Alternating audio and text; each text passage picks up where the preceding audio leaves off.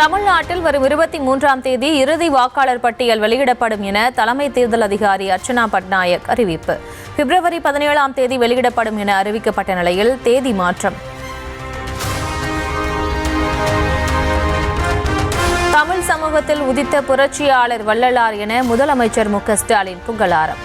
தமிழர் பண்பாட்டு நோக்கங்களுக்கு வேறு சாயம் பூச நினைக்கும் பிரிவினை சக்திகளுக்கு இடமளிக்கக்கூடாது என்றும் எச்சரிக்கை. ஏன்னா நம்முடைய பண்பாட்டு அடையாளங்களுக்கு வேறு வர்ணம் பூச நினைக்கிறாங்க. வள்ளலாரின் நோக்கங்களை சிதைச்சிட நாம் அனுமதிக்க கூடாது. பிரிவினை சக்திகளுக்கு ஒருபோதும் இடம் கொடுக்காம அன்பும் பண்பும் அறனும் கருணையும் கொண்ட சமுதாயத்தை உருவாக்க உழைப்போம். சென்னை கீழ்ப்பாக்கத்தில் அனைத்துலக வள்ளலார் மாநாட்டை முன்னிட்டு ராமலிங்க அடிகளாரின் வாழ்க்கை வரலாற்று கண்காட்சி திறப்பு. அருட்பெருஞ்சோதி தனிப்பெருங்கருணை என முழங்கியவரின் வாழ்க்கை படங்களை பார்வையிட்டு முதலமைச்சர் மு.க. ஸ்டாலின் வியப்பு.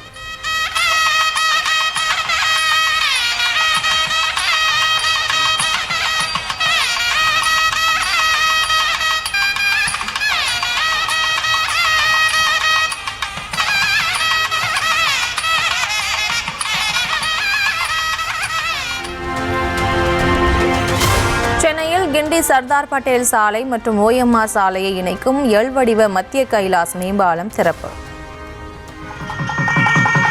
அமைச்சர் அவர்கள் தற்போது இந்த மேம்பாலத்தினை ரிப்பன் வெட்டி உங்களின் கைத்தட்டல்களுடன் பொதுமக்களின் பயன்பாட்டிற்காக திறந்து வைக்கிறார்கள்.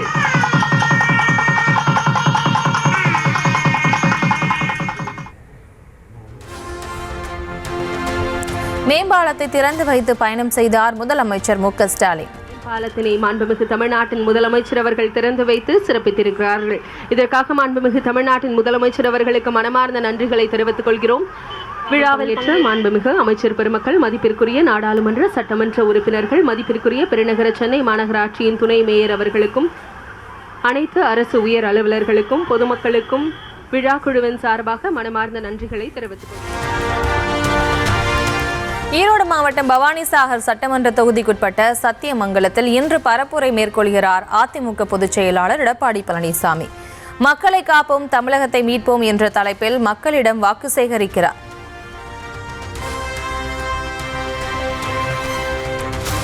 தமிழ்நாட்டில் ஏப்ரல் 11ஆம் தேதி சட்டமன்ற தேர்தல் நடக்க வாய்ப்பிருப்பதாக பாஜக மூத்த தலைவர் BL சந்தோஷ் பேசியதாக தகவல். தேர்தல் தேதி அறிவிப்பு மார்ச் 10ஆம் தேதி அறிவிக்கப்படலாம் என்றும் ஆருடம்.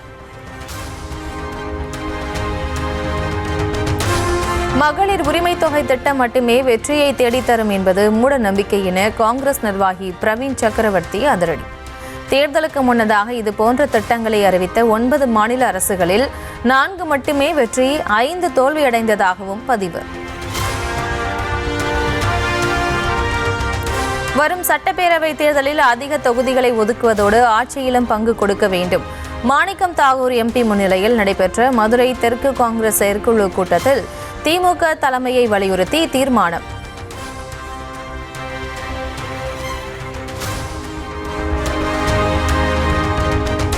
காங்கிரஸ் குறித்து பேசிய மதுரை வடக்கு தொகுதி திமுக MLA கோ தளபதி மீது 20 நாட்களாகியும் நடவடிக்கை எடுக்காதது ஏன் என கேள்வி. காங்கிரசுக்கு மரியாதை கொடுக்காவிட்டால் அதே மொழியில் திருப்பி அடிப்போம் என்றும் திமுகவுக்கு மாணிக்கம் தாகூர் MP எச்சரிக்கை. அண்ணன் செல்வ பிறந்தை அவர்கள் நடவடிக்கை எடுக்க வேண்டும் என்று கோரி இதுவரைக்கும் 20 நாள் ஆயிப்போச்சு, நடவடிக்கை எடுக்கல. எங்களுக்கு மரியாதை கொடுக்கலன்னா திருப்பி அடிப்போம், திருப்பி அதே வார்த்தையை பேசுவோம். அதனால மரியாதை காங்கிரஸ்காரனுக்கு கொடுத்தீங்கன்னா நாங்க மரியாதை கொடுப்போம், அவ்வளவுதான். மல்லிகார்ஜுன கார்கேவிடம் எந்த தொகுதி கிடைக்கிறதோ இல்லையோ நிச்சயம் மதுரை வடக்கு தொகுதியை காங்கிரசுக்கு ஒதுக்க சொன்னதாக மாணிக்கம் தாகூர் பேச்சு. காங்கிரசுக்கு பலமில்லை என்று கூறியவர்களின் வாயை அடைக்கும் அளவில் பாக முகவர்கள் கூட்டம் நடத்தப்போவதாகவும் அறிவிப்பு. மதுரை வடக்கு தான் இப்போதைக்கு நம்முடைய லட்சியமே. மதுரை வடக்கு நம்முடைய லட்சியம். அருமைக்குரிய காங்கிரஸ் தலைவர் பெரியவர் கார்கே அவர்களிடமும் சொல்லியிருக்கேன், மதுரை வடக்கு தான் காங்கிரஸ் கட்சியினுடைய லட்சியமான இடம். அந்த இடத்துல BLA2 கூட்டம் போட்டு கரெக்டா காட்டி நம்ம பொறுத்தப்பட்டலும் நம்ம இந்த ஆள் இல்லை அது இல்லை இது இல்லைன்னு கதை சொல்றவங்களெல்லாம் நம்ம வாய மூடணும்னா நம்முடைய பலத்தை காட்டணும். இனி எம்பி எம்எல்ஏ தேர்தலில் நிற்கப் போவதில்லை என விருதுநகர் தொகுதி காங்கிரஸ் எம்பி மாணிக்கம் தாகூர் உறுதி. தங்களால் தான் தேர்தலில் வென்றதாக திமுகவினர் பேசுவதாக சுட்டிக்காட்டி பேச்சு. சில பேர் போட்டுக்கிட்டு இருக்கேன், நீங்க வந்து எம்பி எங்களை வச்சு தானே ஜெயிச்சியன்னு. நான் திருப்பி எம்பியை நிக்க போறது இல்லையே, நான் விருதுநகர்ல எம்பியை நிக்க போறது இல்லை. எதுக்கு? என்னைய பொறுத்த மட்டும் என் கட்சி முக்கியம். என்னைய பொறுத்த வரைக்கும் எம்பி கிடையாது. காங்கிரஸ் கட்சியை பொறுத்த மட்டும் காங்கிரஸ் தன்மானம் தான் முக்கியம். திமுக கூட்டணியில் மனிதநேய மக்கள் கட்சிக்கு 5 தொகுதிகள் ஒதுக்க வேண்டும். ஜவாஹிருல்லா தலைமையில் நடைபெற்ற சிறப்பு பொதுக்குழு கூட்டத்தில் தீர்மானம். சிறுபான்மை சமூகத்தைச் சேர்ந்த கூட்டணியிலே இடம்பெற்றிருக்கக்கூடிய மனிதநேய மக்கள் கட்சி, அதேபோல் இந்தியன் யூனியன் முஸ்லீம் லீகு, அதேபோல் திராவிட முன்னேற்ற கழகம், இதர கூட்டணி கட்சிகள் வேட்பாளர்களை நிறுத்தும் போது முஸ்லீம்களுக்கு உரிய பிரதிநிதித்துவம் வழங்க வேண்டும் என்ற ஒரு கோரிக்கையும், அதோடு சேர்ந்து மனிதநேய மக்கள் கட்சிக்கு வருகின்ற சட்டமன்ற தேர்தலில் 5 தொகுதிகளை ஒதுக்க வேண்டும் என்றும் இந்த பொதுக்குழுவிலே தீர்மானம் நிறைவேற்றியிருக்கிறது. திமுக ஆட்சிக்கு குந்தகம் விளைவிக்கும்படி எந்த வார்த்தையும் பேசாமல் தமிழகத்தில் கூட்டணி தர்மத்தை கடைபிடிக்கிற கட்சி மதிமுக போல் எதுவும் இல்லை. ஈரோட்டில் நடைபெற்ற தேர்தல் நிதியளிப்பு கூட்டத்தில் வைகோ பெருமிதம். திராவிட முன்னேற்ற கழகத்தோடு நாம் தோழமை கொள்வதென்று முடிவெடுத்த நாளிலிருந்து நம் இயக்கத்தில் யாரும் ஒரு இம்மி அளவும் திமுக கழகத்தையும் ஆட்சியையும் விமர்சிக்காமல் திராவிட முன்னேற்ற கழக ஆட்சிக்கு குந்தகம் விளைவிக்கின்ற வகையிலே ஒரு வார்த்தை நான் மட்டுமல்ல எவரும் எங்கும் பேசாமல் ஒரு கூட்டணி தர்மத்தை மறுமலர்ச்சி திமுகவை போல கடைபிடிக்கிற கட்சி தமிழ்நாட்டில் எந்த கட்சியும் கிடையாது. அதிமுகவுடன் கூட்டணி அமைத்த ஒரே காரணத்தால் தமது அரசியல் வாழ்வின் நம்பகத்தன்மை சுக்கு நூறானதாக மதிமுக பொதுச் செயலாளர் வைகோ வேதனை. எங்கோ இமயம் போல் நிமிர்ந்திருக்க வேண்டிய தாம் அதிமுகவோடு சேர்ந்ததால் படு பாதாளத்திற்கும் போனதாக பேச்சு. அரசியல் வாழ்வின் நம்பகத்தன்மையை சுக்குநூறாகியது எந்த அதிமுக பொதுச் செயலாளர் 19 மாதம் சிறையில் அடைத்தாரோ அதே அதிமுகவோடு உடன்பாடு வைத்ததை போன்ற பிழையான தவறான மன்னிக்க முடியாத ஒரு முடிவு எடுத்திருக்கவே முடியாது. எங்கோ இமயம் போல் நிமிர்ந்திருக்க வேண்டிய நாம் படுபாதாளத்துக்கு நான் போனேன். இந்த முடிவு அதனால் ஏற்பட்டது.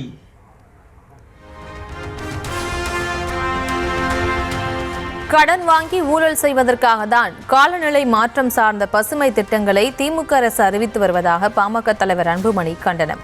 கடந்த 4 ஆண்டுகளாக காத்திருக்கும் தமிழ்நாடு மரங்கள் சட்டத்தை நாளை மறுநாள் தொடங்கும் சட்டமன்ற கூட்டத்தொடரில் நிறைவேற்ற வலியுறுத்தல்.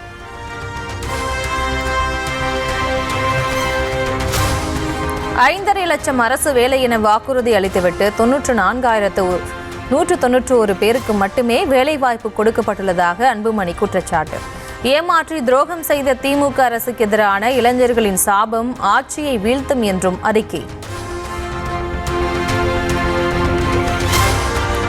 தமிழ்நாடு பெண்களிடம் பாஜக மாநில தலைவர் நைனா நாகேந்திரன் பகிரங்கமாக வருத்தம் தெரிவிப்பதுதான் அரசியல் நாகரீகமாகும்.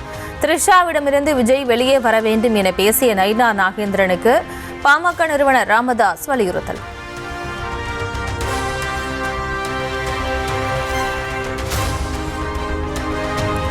ஜெயலலிதா பிறந்த நாளான பிப்ரவரி 24ஆம் தேதி புதிய கட்சியை தொடங்குகிறாரா வி.கே. சசிகலா? ராமநாதபுரம் மாவட்டம் பசும்பொன்னில் முதல் மாநாடு நடத்துவதற்கான பந்தக்கால் நடப்பட்டது. வெளிநாட்டில் காரை வாங்கி வரி கட்டாமல் ஏமாற்றியவர் நாட்டு மக்களை எப்படி காப்பாற்றுவார் என விஜய் குறித்து அதிமுக முன்னாள் அமைச்சர் கே.பி. முனுசாமி கேள்வி. இப்ப நடிகர் அரசியலுக்கு வந்து முதலமைச்சர் அவரு காரை வாங்கி வெளிநாட்டுக்கிற காரை வாங்கி இறக்கி அதுக்கு வரி கட்டி வரி கட்டாத அதை ஏமாத்தி வரித்துறையை கண்டுபிடிச்சி நீதிமன்றத்துக்கு போனா அங்க அப்பீல் போறாரு. இவர் தான் நாட்டு மக்களை காப்பாற்றுறவரா? இவர் தான் நாட்டு மக்களை காப்பாற்றுறவரா? இப்படியாப்பட்ட ஒரு கூட்டை போது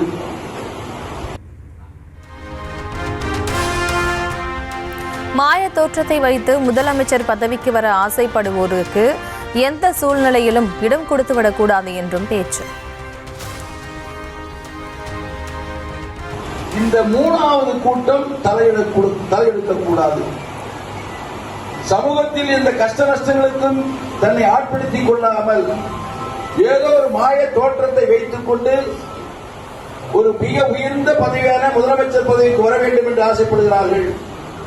அவர்களை எந்த சூழ்நிலையிலும் இடம் கொடுக்காமல் புரட்சி தலைவருக்கு இணையாக சொல்லுவதற்கு எந்த நடிகருக்கும் தகுதி இல்லை என்பதை நான் நினைக்கிறேன்.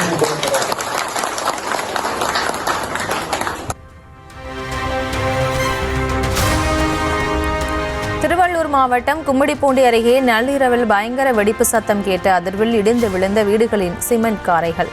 தனியார் இரும்பு உருக்கு ஆலையில் வெடித்த மர்ம பொருள்தான் காரணம் என கூறி தொழிற்சாலையை முற்றுகையிட்டு மக்கள் வாக்குவாதம்.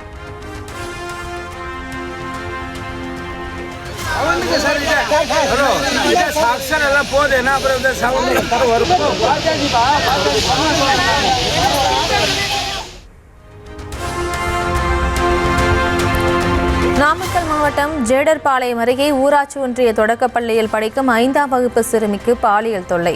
தலைமை ஆசிரியரை கைது செய்து போலீசார் விசாரணை. வங்கதேச பிரதமராக வரும் 17ஆம் தேதி பதவியேற்கிறார் வங்கதேச தேசியவாத கட்சித் தலைவர் தாரிக் ரஹ்மான். பதவியேற்பு விழாவில் பங்கேற்க பிரதமர் மோடி உட்பட 13 நாடுகளின் தலைவர்களுக்கு வங்கதேசம் அழைப்பு.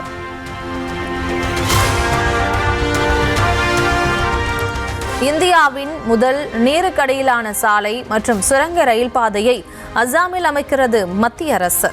பிரம்மபுத்திரா ஆற்றுக்கடியில் சுமார் 18,500 கோடி ரூபாய் செலவில் அமைக்க பொருளாதாரத்துக்கான அமைச்சரவை ஒப்புதல். ஜெய்ஷ்-இ-முகமது பயங்கரவாத அமைப்பின் முக்கிய தளபதியை தேடும் பாதுகாப்பு படையினர். காஷ்மீரின் தோடா பகுதி முழுவதும் படத்தை ஒட்டி பொதுமக்கள் தகவல் தெரிவிக்க வேண்டுகோள். மத்திய பிரதேசத்தின் போபாலில் காதல் மனைவியை கொன்று செப்டிக் டேங்கில் வீசிய கணவன் கைது. இன்ஸ்டாவில் பழகிய பெண்ணை மனம் முடித்து வேறு ஒரு பெண்ணுடன் திருமணமானதை மறைத்து கொன்ற கொடூரம். பொருளாதார வளர்ச்சியில் மிகவும் வெற்றி பெற்ற நாடாக இந்தியா விளங்குவதாக ஐநா அவையின் பொதுச் செயலாளர் ஆண்டோனியோ குட்டெரஸ் பாராட்டு. செயற்கை நுண்ணறிவு மாநாடு நடத்துவதற்கான பொருத்தமான நாடு என்றும் புகழாரம். T20 உலகக்கோப்பை கிரிக்கெட்டில் மிகுந்த எதிர்பார்ப்புக்கிடையே இந்தியா பாகிஸ்தான் அணிகள் இன்று மோதல். இந்திய அணி வெற்றி பெற வேண்டும் என ரசிகர்கள் பெரும் எதிர்பார்ப்பு. 20 ஓவர் உலகக்கோப்பை கிரிக்கெட் போட்டியில் பாகிஸ்தானை இந்தியா வீழ்த்த வேண்டுதல். பல்வேறு பகுதிகளிலும் இந்திய அணி வீரர்களின் படங்களை வைத்து ரசிகர்கள் வழிபாடு.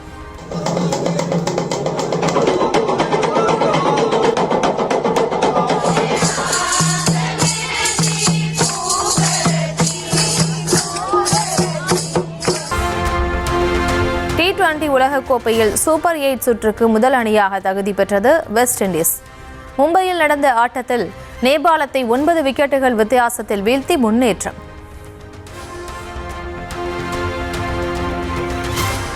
ஆஸ்திரேலியாவுக்கு எதிரான முதலாவது T20 போட்டியில் இந்திய மகளிர் அணி சிறப்பான பந்து வீச்சு. 18 ஓவர்களில் ஆட்டமிழந்த ஆஸ்திரேலிய மகளிர் அணி 133 ரன்கள் மட்டுமே சேர்ப்பு. வெப்பநிலை 0க்கும் கீழ் சென்றதால் உறைந்து காணப்படும் போலாந்தின் ஹெல் நகரம்.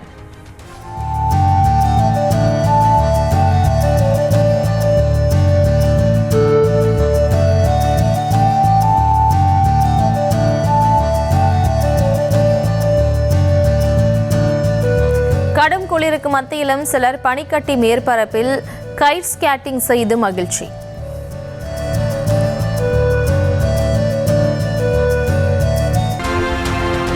விருதுநகர் மாவட்டம் சதுரகிரி சுந்தர மகாலிங்க சுவாமி மலைக்கோவிலுக்கு படையெடுக்கும் பக்தர்கள்.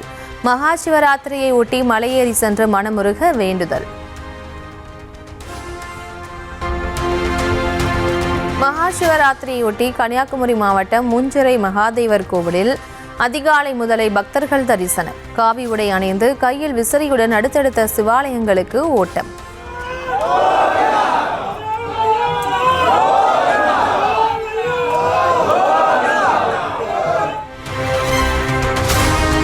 தமிழ்நாட்டின் பல்வேறு சுற்றுலா பகுதிகளிலும் திரண்டு மக்கள் குதூகலம்.